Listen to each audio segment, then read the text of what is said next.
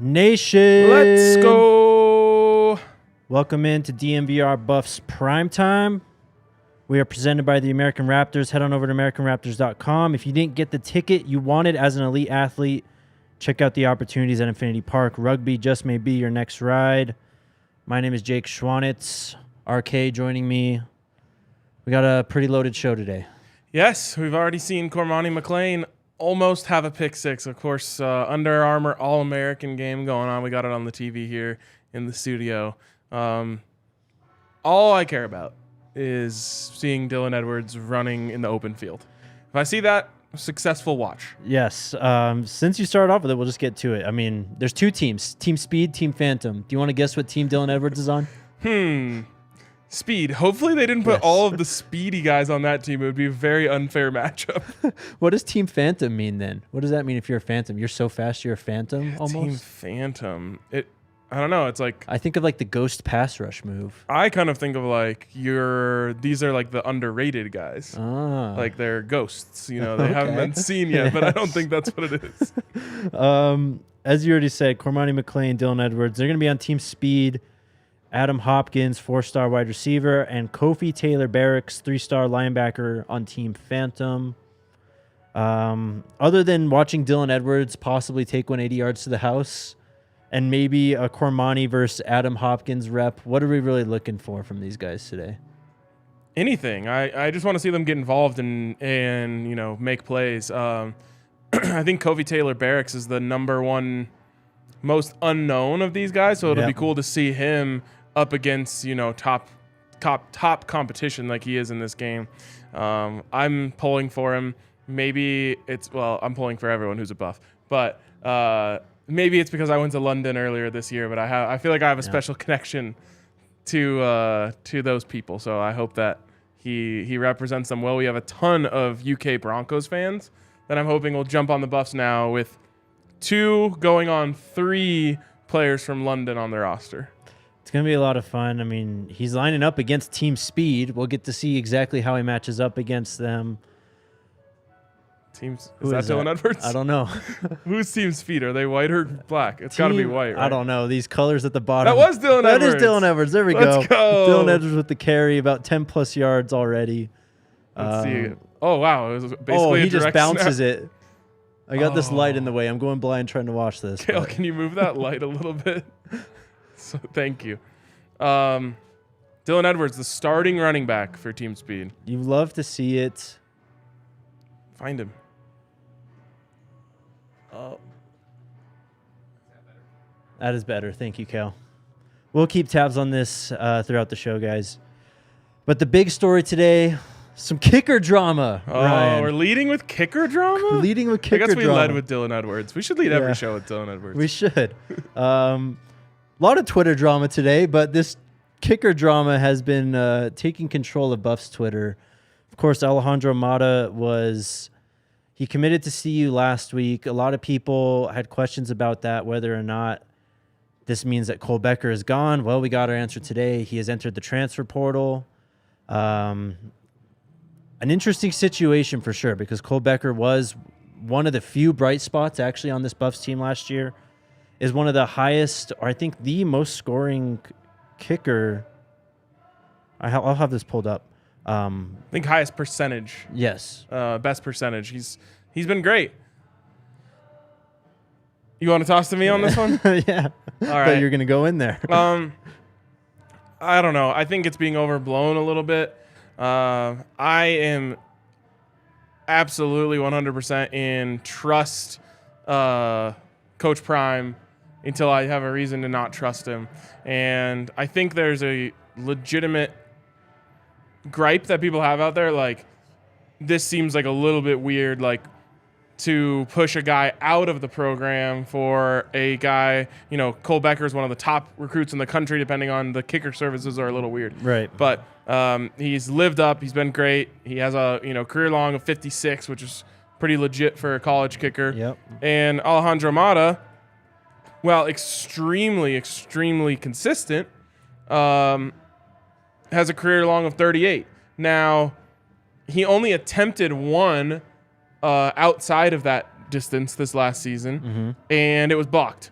So we'd have to see the tape to know, did they have someone let through? Did he kick it too low because he doesn't have that kind of leg? Bad hold. We don't know. He went 12 of 13 kicking field goals on the year, so it's not like he was bad. Right. I also think he didn't attempt any field goals outside of that range because JSU's offense was amazing, and they also probably went for it a hell of a lot in fourth and whatever situations. So I am certainly not on the panic button train here.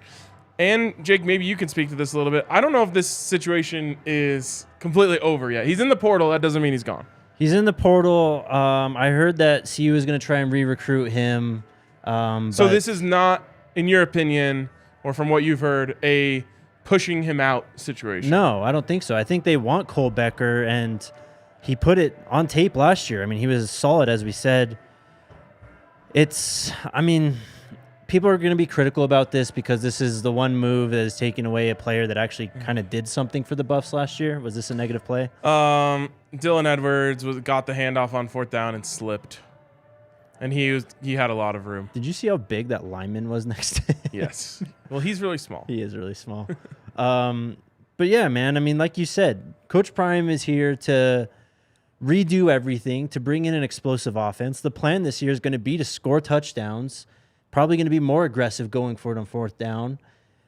I mean, it'd be nice to have a proven established kicker, but if you just have a consistent guy that can knock down XPs and stuff inside 40 for you, that's kind of all you need. Yeah. I mean, again, I think the most important thing that you said there is this isn't a situation where the Buffs pushed him out, which I think is something that some people are trying to make it seem like, oh, well, he wanted Mata, he didn't want Becker. And as far as we know, Mata was not put on scholarship yet, right? He was listed on the Buff Stampede scholarship breakdown in italics, which meant preferred walk-on. But now, who knows? Yeah, well, and that's what I was going to say. Is my guess was it was going to be a competition between Mata and Becker, and essentially, if Mata won the competition, he was going to be put on scholarship. That's the way I saw it. So again, just another thing to kind of go towards the idea that this isn't Coach Prime saying, I need this scholarship for my kicker. You got to go. I really don't think that's what happened here. So maybe the mistake was inviting Mata to come. At the same time, you should have competition. Yes. It shouldn't always just be, okay, well, you had a good season, you're the guy. Yes. So, I think that this is maybe being blown out of proportion. Hopefully Cole Becker ends up coming back and competing for that job, and, may the best man win. But it's not as if Mata was bad. Right. He made almost everything he was asked to make. 2 points to that. One, we heard when he first met with the team, it's going to be a lot of competition and a lot of guys aren't going to be here when it's all said and done. But to start with the kicker position as where you're going to start weeding out the scholarships just doesn't feel right. I mean, this is not what's going on. No, I don't think so at all. Just some stuff on Cole Becker. I had it pulled up. In terms of actual kicking percentage, as you said, 75.8% field goal accuracy, best in CU history among the 13 with at least 21 field goals made. 25 field goals made last year. That's tied for 6th in CU history. 120 points overall. That's 12th in CU history for kickers. That's from Brian Howell, Boulder Daily Camera. He was a 3-star 247 composite recruit. He only had 3 offers, though. Colorado, Iowa State, Rice. Interesting, yeah. And I think Mata's only offer, according to his page, was Jackson State. Yep. But the kicker stuff, trying to follow kicker recruiting is very different than any other type of recruiting. Like usually the recruiting services that we're familiar with, the 247, the Rivals, the On3s, they don't even rate these guys. You have to go to the Chris Saylor ratings, which may or may not be influenced by the guys who work with him personally. So it's an odd thing. I'm just not, I can't remember what it was, but someone said, are you worried about this? And I responded, Coach Prime is the coach of the Buffaloes. Yes. I'm not worried about anything. Yep. That's exactly how I feel about this. Yep. We'll table this discussion for a later date. We'll see what develops with Cole Becker and Alejandro Mata. Make sure you guys get those questions in right now, too. We'll be answering questions at the end of the show. Before we move on, I want to tell you all about our friends over at DraftKings Sportsbook. Bowl season is winding down, but DraftKings Sportsbook is still the best place to go to bet on all the bowl games, national championship on Monday, right? Yep. Right now, new customers can place a $5 pregame moneyline bet on a college football team to win and get $150 in free bets if they do. You can also check out their stepped-up same-game parlays where you can boost your winnings up to 100%. Tons of great deals on the home screen if you scroll across the top, too. Download the DraftKings Sportsbook app now. Use code DNVR. New customers place a $5 pregame moneyline bet on a college football team to win and get $150 if your team does. That's code DNVR only at DraftKings Sportsbook. Minimum age and eligibility restrictions apply. See show notes for details. Also, shout out to Breckenridge Brewery. You guys know we love our Breck brews here at DNVR. I was told there was an announcement today, but we still have to tease it. It hasn't been made official yet, so stay tuned. There is some Breck Brew news coming out very soon. Hit up their beer locator at www.breckbrew.com. Find yourself a Mountain Beach Sour, Strawberry Sky, Vanilla Porter Jr., all their great beers. Again, www.breckbrew.com. A lot of people in the comments essentially saying, if the kid doesn't want to compete, let him go. I don't know if I feel quite that strongly about it, but I don't mind the sentiment. Yeah. Like, if you're the better kicker, you're going to win the job. Right. It sounds like maybe, I don't know. It sounds like maybe communication, if that was communicated to him, maybe he wouldn't be here. But I do think there is a chance that this is all a little bit of a miscommunication and it gets figured out over time. Like I said, I heard that CU is going to try and re-recruit Cole Becker. We'll see exactly what happens. What is the announcement that you mentioned? It's nothing Buffs. It's Breckenridge Brewery related. Stay tuned. We'll hear later today. Moving on, though, we covered, I think, almost everything yesterday when talking about the Coach Prime documentary, but the very first thing from the Coach Prime documentary, and that was the conversation with Nick Saban. We got a little bit of insight into that relationship and the little... I don't even want to say controversy. I don't even want to say dispute. Just a misunderstanding, I guess, of what Coach Saban said. Well, first of all, it starts with the fact that what Coach Saban said was wrong. Right. So I guess that creates a little bit of controversy. Obviously he insinuates that Jackson State paid $1 million to Travis Hunter to get him there. I have on pretty good authority that is not what happened. Yeah. But it could have been... I think this is the most important part. It could have been the start of a feud. Mm-hmm. It could have been the start of a controversy. It could have been the start of a whatever you want to call it. And it was not. And I do not believe that is an accident, Jake. Basically, the show opens up, if you haven't seen it yet, with Coach Prime talking about that situation with Nick Saban and essentially saying, like, I have the utmost respect for him and it's no hard feelings. Yep. I'm going to go talk to him. They go, they talk. They straighten it out. They basically, come to the agreement that they're on the same page when it comes to NIL. They think that, players should be, as Coach Prime would say, more interested in the NFL than the NIL. And I've said it a few times before this, Jake.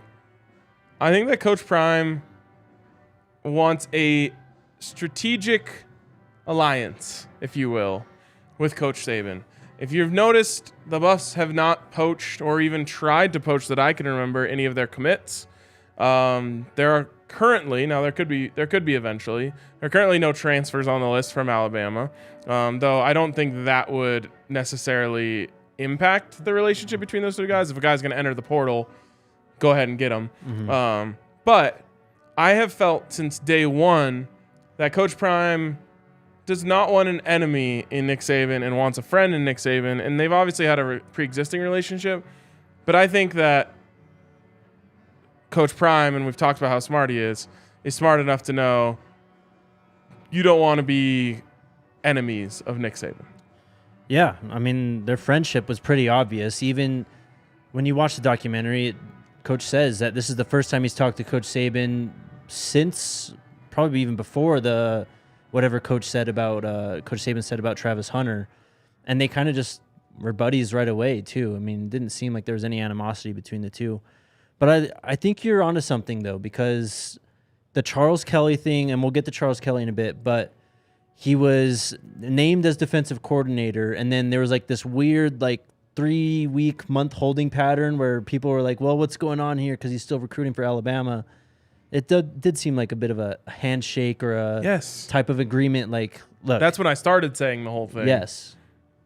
Go ahead. You can finish. Sorry. I was just saying, I mean, it could have gotten dirtier and it could have been a messier situation.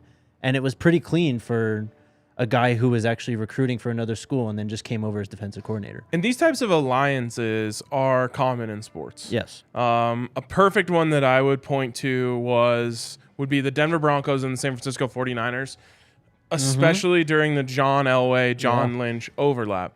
Elway and Lynch, two guys who are good friends, and essentially said, like, we're going to do business with each other. We trust each other. We're going to do things. And what happens when you do this stuff is you have like handshake agreements. For example, I'll say I heard when the Broncos hired Rich Scangarello as their offensive coordinator. I believe he was the quarterback's coach in San Francisco. San Francisco said they can block though, right? You're allowed to block your coach. They said, all right, we'll allow this, which they weren't allowing anyone. They wouldn't even allow anyone to interview Mike McDaniel to be their OC at that time. They said, we'll allow this. Let's make a deal. So later on, during that draft of the very next year, the Broncos had an odd deal. They traded a 5th-round pick to the 49ers for like a special teams player, just out of nowhere. And from what I heard, that was essentially, we'll give you Rich Scangarello for a 5th-round pick. Or we'll allow you to make that move. It's like this under-the-table type of agreement where I think that's essentially what happened with Charles Kelly, which is, Coach Prime said, hey, man, I really want to get Charles. Like, I would love to, make him my defensive coordinator, blah, blah, blah. It's going to be an upgrade. He's going to get a pay raise, et cetera, et cetera. And Saban said, okay, just let him finish out the class. If you let him finish out the class, you can have him for all of next class. Yeah. And I think it's cool, and I think it's totally fair game. For sure. There was a comment down towards the bottom, Kale, that someone said, let's scroll up a little. It was from Wallow. Saban was trying to fire up his boosters to give more by saying that. I'm sure he was. Yeah. It's a game, man. Yes. The media is a game for these coaches. Yes, and the ones who are smart use the media to help them, rather than vilifying the media and working against them. Right. Let's transition to Charles Kelly then, because he is going to be the defensive coordinator of this team. A pretty big get, because 247 put out their 2023 recruiter rankings. This was last updated today. I don't know when this article came out. Charles Kelly tops the list. There are 3 Alabama guys in the top 10. Charles Kelly's number 1, Freddie Roach, defensive line coach number 2, Robert Gillespie, running backs coach number 3, Holloman Wiggins, wide receivers coach number 9. He tops them all. And there's guys like Brian Hartline, wide receivers coach at Ohio State, in this top 5. Charles Kelly is a force to be reckoned with on the trail. If you go to his page on 247 Sports, you can look at his top all-time commits where he's credited of being the primary or secondary recruiter. Primary or secondary recruiter for Josh Sweat when he was at Florida State. Beast. Pretty damn good player, was a 5-star coming out of high school. Tavares McFadden was a 5-star cornerback coming out of high school. He was at Florida State. Then this guy named Will Anderson. Yeah, sounds familiar. Yeah. Like top 3 pick in this year's NFL draft. Yeah, that guy. Primary recruiter, Charles Kelly. That'll do. And just going down the list, Travis Rudolph, who was a wide receiver at Florida State, primary recruiter, Charles Kelly. A bunch of guys. It just goes on and on. Tons of 4-stars. There are 1, 2, 3, 4, 5, 6, 7, 8 5-stars. He is credited with recruiting. Boulder has got one of the best recruiters in the country now. Yeah, that is about 3 times as many 5-stars as CU has in their history, and that includes our new friend Travis Hunter. Yeah. This is game changing, and I think the most important thing you mentioned there, Jake, is it's not only at Alabama, because if you get that role at Alabama, you're going to have some amazing recruits attached to your name regardless. 2 things. 1, there's a reason he got that role at Alabama. It's not like he was just like an OG Saban guy. Right. He was brought in because of the work that he was doing at Florida State. Obviously, Florida State is a place where a lot of great recruits go, including one, Deion Sanders.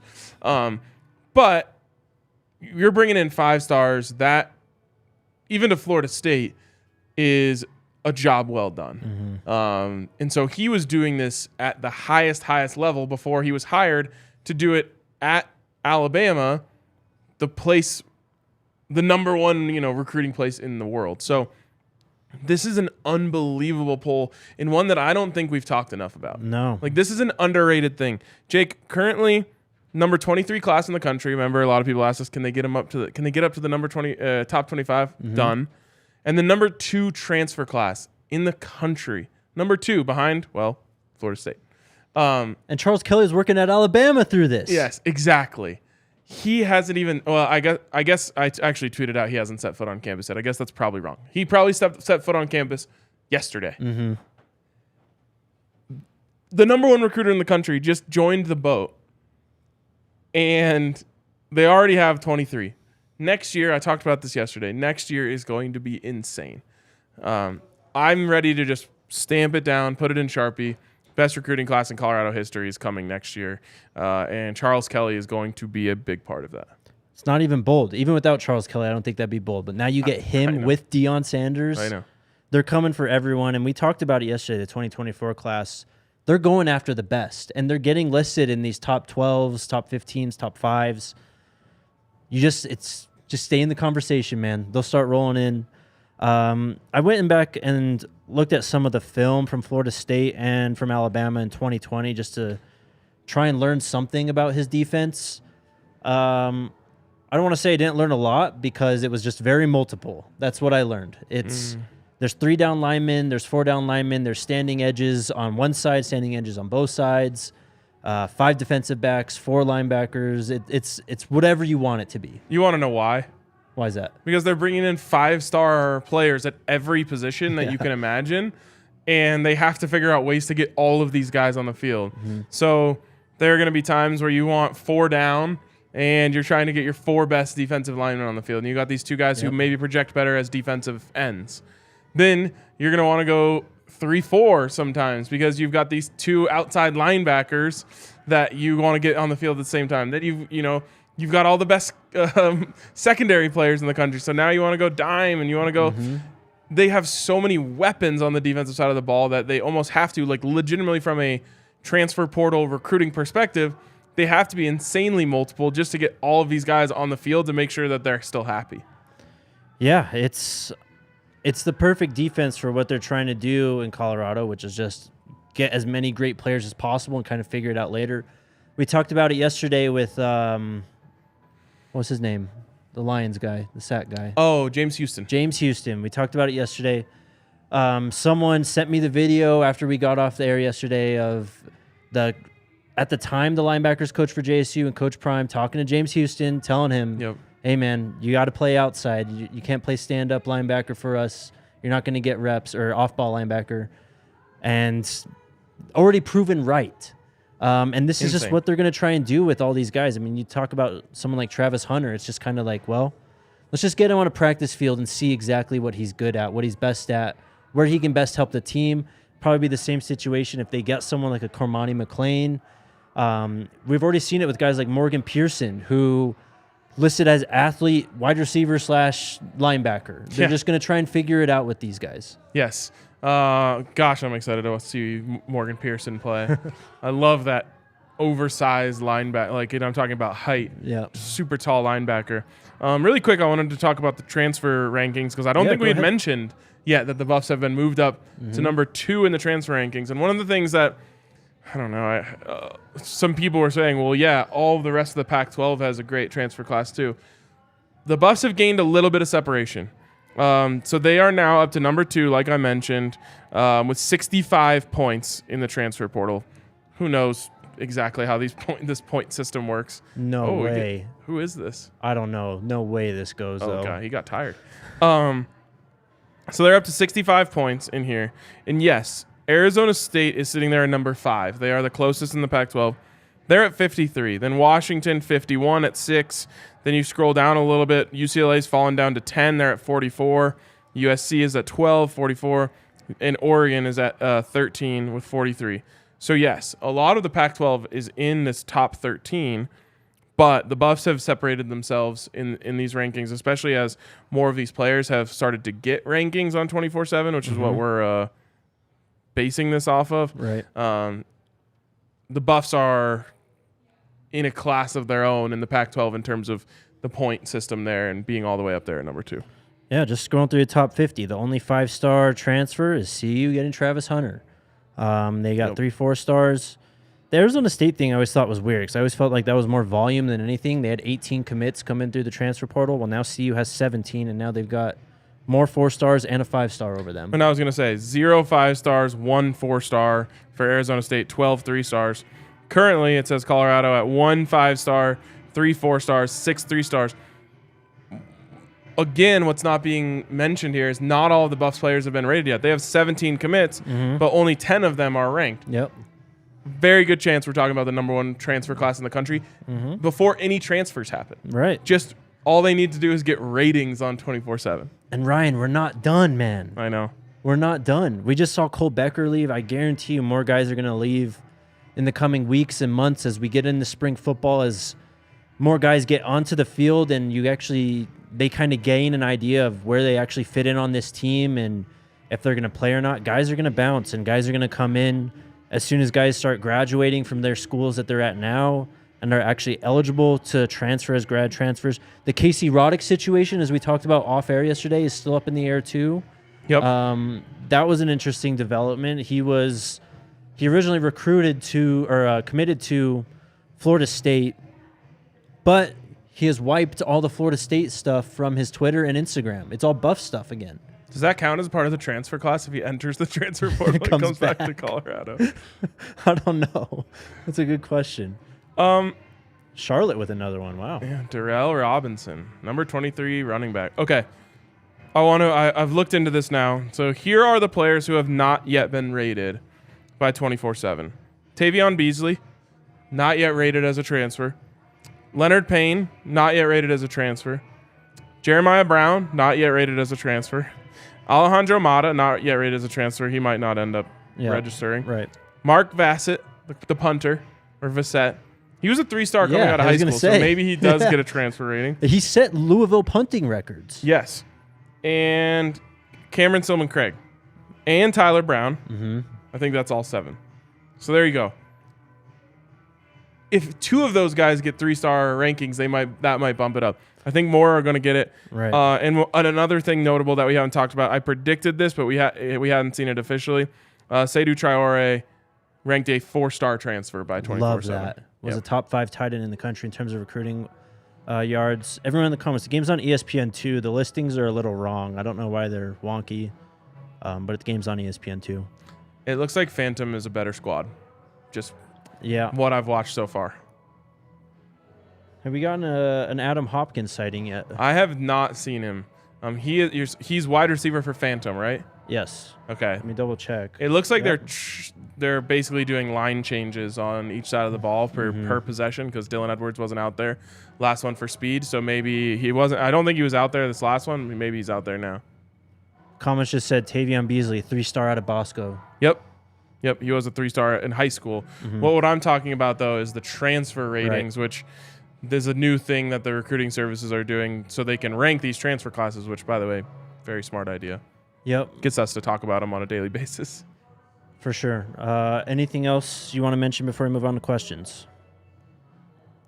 I think that's it. We are hyped to be teaming up with local legends Illegal Pete's here at DNVR. Illegal Pete's is always our go-to spot for burritos, buddies, and beers. Can't beat their endless option of fresh ingredients and the strongest margaritas around. Stop by one of their 12 locations throughout Colorado and Arizona for happy hour from 3 to 6. Illegal Pete's is still hooking you all up with a little something extra this year. Spend $100 on gift cards and score an extra $25 for free. Use it for yourself as a gift. Shout out Illegal Pete's. What do we got for questions today, Kale? Lots. Love to hear that. From Brad. I just hopped in a few minutes ago. Have you already discussed Nick Williams from Texas A&M? He's a recruiting stud too. We haven't talked about him in a while, probably since he actually joined the squad.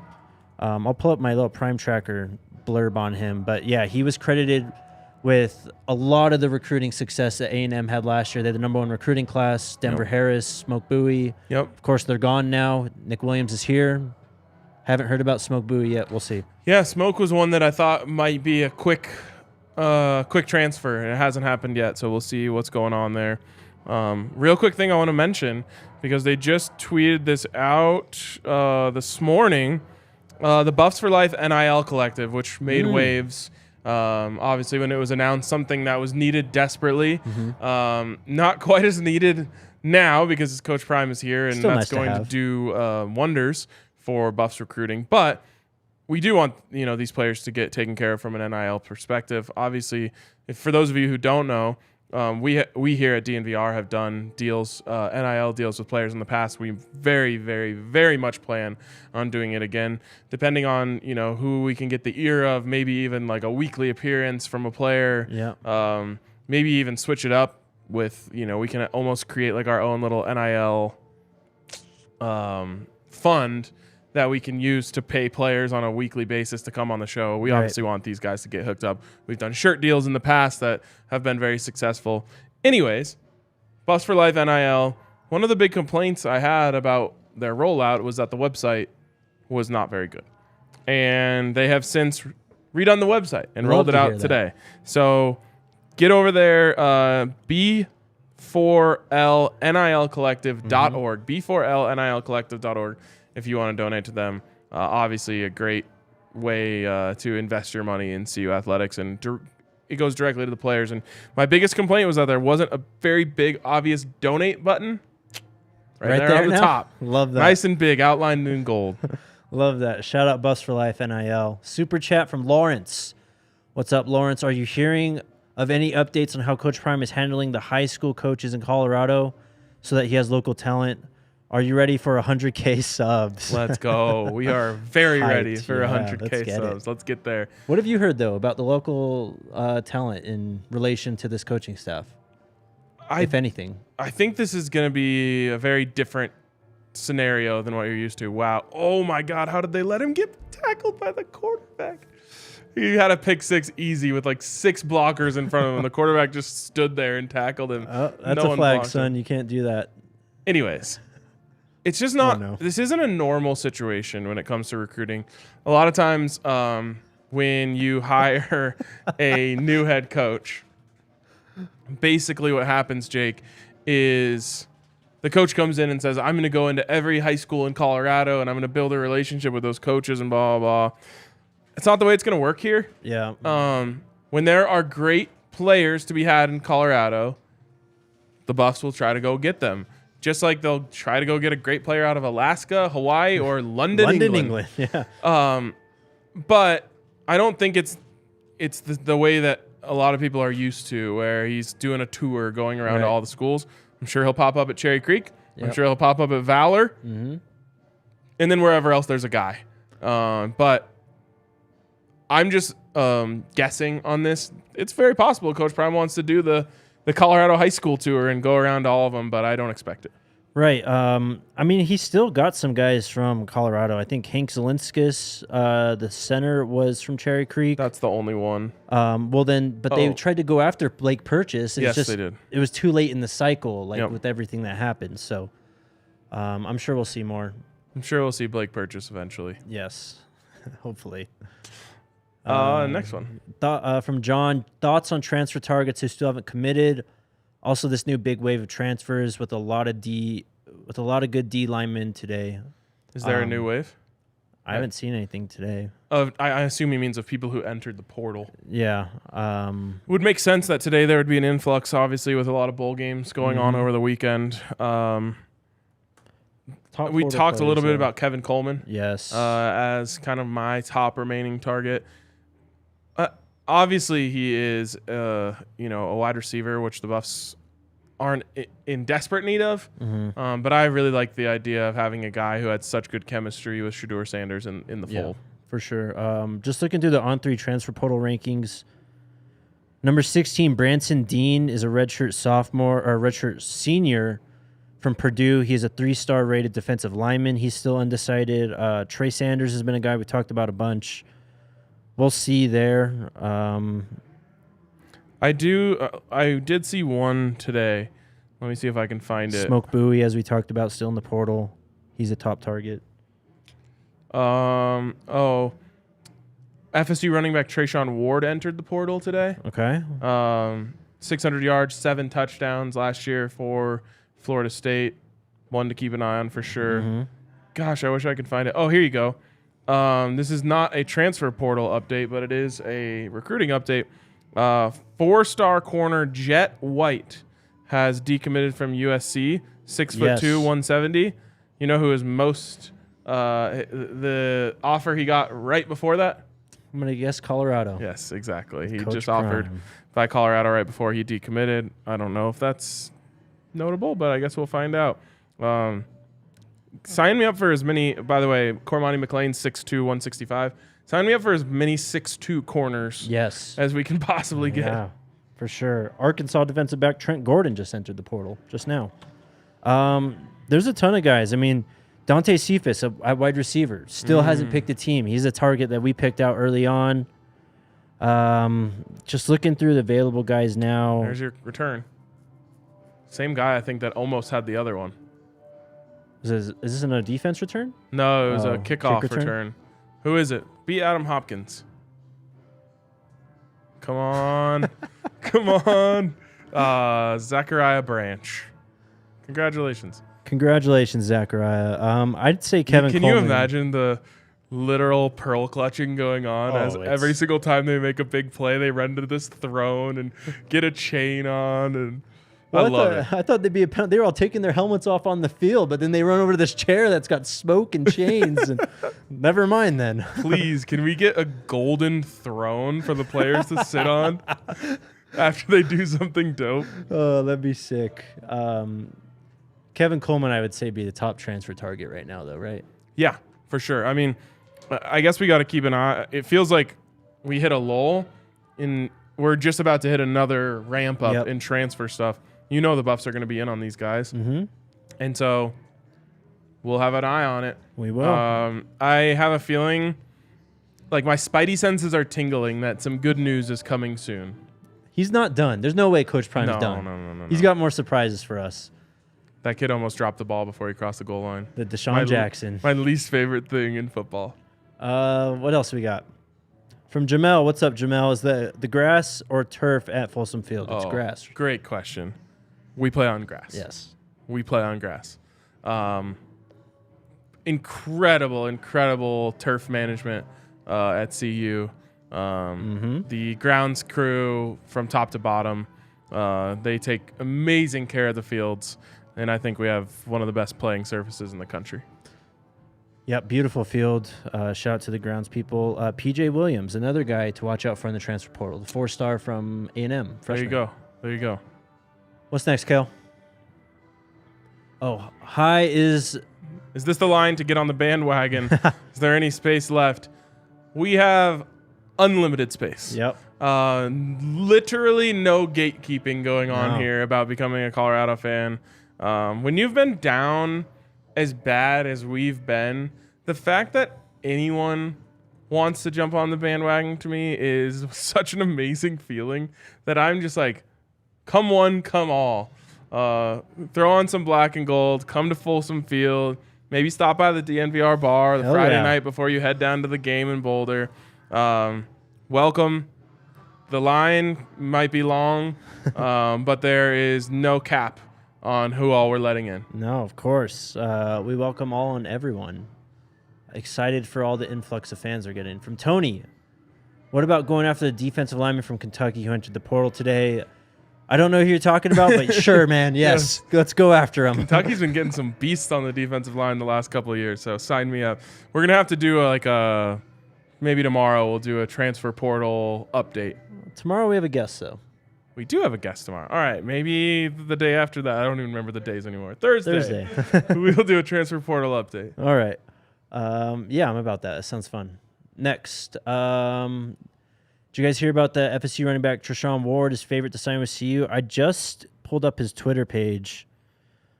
He hasn't tweeted out Treshaun Ward, Florida State running back. Is that who the you're one talking that about? I just mentioned. Yeah.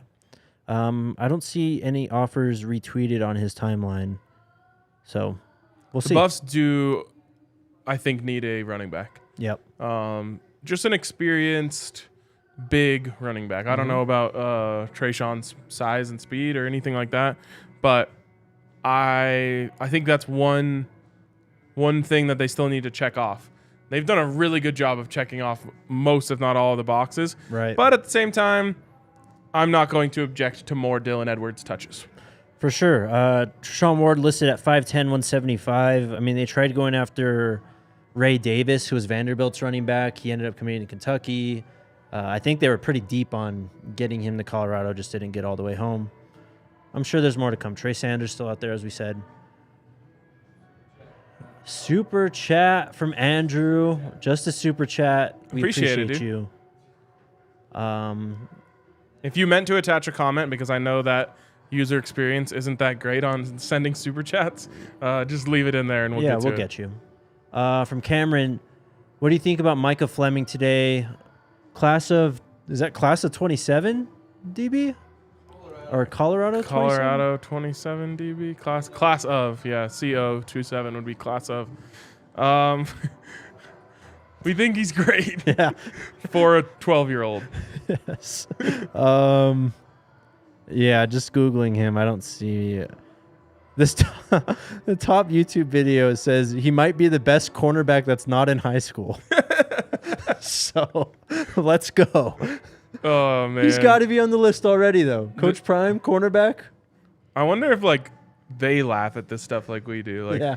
Someone's like, hey, coach, I think we should offer this 14-year-old. He's tearing up the 8th grade circuit.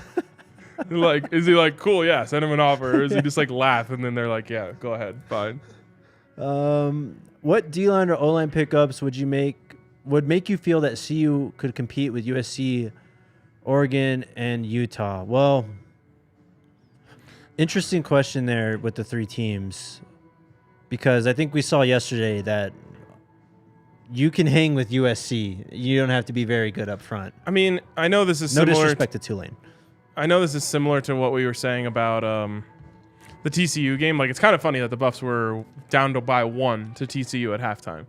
At the same time, I believe they were beating USC through the first quarter. Yeah, they were leading. Yeah. So, and then they had Was it 3-2? Wasn't there a painful. safety? They had that amazing play call from Mike Sanford with the split zone play action, pop pass. Easiest touchdown in the world to, I believe, take a 10-7 lead late in the or mid-second quarter, and they missed it, of course. And, you know, that's kind of where things began to unravel. Not to say they were on the same plane as them this year, but I honestly think that they have made enough improvements to the offensive line. Like, I think the offensive line is going to be able to go next year. The defensive line will be to be seen. The edge group could maybe use a little more sure things. I think there's a lot of solid talent in the edge group right now. But I really don't think they're that far off when it comes to the trenches at this point. I don't think the offensive line was that far off last year. No. I mean, they weren't getting bullied. They weren't great, but they didn't have a great quarterback situation. Yeah. A lot of times people think that the offensive line has to protect the quarterback, which is true. The quarterback also has to protect the offensive line, and that did not happen at all this season. The defensive line, we'll wait and see. In terms of Utah and Oregon, I mean, that's best of the bunch right there. So, we have a few more. Is this year's class the best in CU history? Not yet. And it might. Well, it's hard to say. Because, like, Travis and Shador alone could end up making it that. You know what I mean? But there's a recruiting class that had, like, Cordell Stewart, Rashawn Salam, a couple other, like, maybe Chad Brown, or maybe he was a little earlier. But there's some ridiculous recruiting classes in the early 90s. Ray Caruth, who obviously ended up in a bad doing bad things. Yeah. But was like an insanely talented, like 4.3 speed wide receiver who was part of that group. So they've had some insane classes. The 2007 class, which actually came right after CU played Alabama in a bowl game. It was Nick Saban's first year at Alabama, and it was Dan Hawkins' second year at Colorado, or maybe his first year at Colorado. Can't remember. No, second, I believe. And they played in a bowl game, and CU ended up getting a great recruiting class. 5-star running back Darryl Scott, a couple other beasts. Then, like, some of those guys didn't end up qualifying or getting into school, and that thing kind of fell apart. But in terms of rankings, 23 is not. They've been way above that. Yep. Next year will be, though. And more to come. What's the history behind the Colorado banner behind the end zone? Are you talking about the... Yeah, just part of the design of the stadium. It's my favorite part. Well, other than the views. But I love it. It's unique, separates our stadium.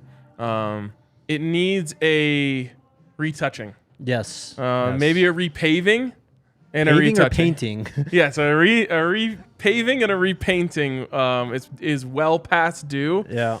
It does kind of give like cool 90s vibes because it's probably the last time that they painted it. But I think it's really cool. I love it. Just growing up watching the Buffs, that's the thing that stood out to me most about the stadium. And then you play in NCAA football, and like that's what you know. The thing, and then also just watching all 22 film, that low scoreboard that's kind of off to the side next to it. Oh, you know? yes, that's a I always weird remember that random thing too. Yeah. One time, actually, I remember what game it was when the Buffs beat Oklahoma. This is the Sam Bradford and who's the running back Murray at Oklahoma? DeMarco Murray. Sam Bradford, DeMarco Murray, Sooners. They were ranked, I believe, number 2 at the time. Cody Hawkins leads the Buffs, and Scotty McKnight lead the Buffs to 21 fourth quarter points to come back from down 14, I think, and upset Oklahoma.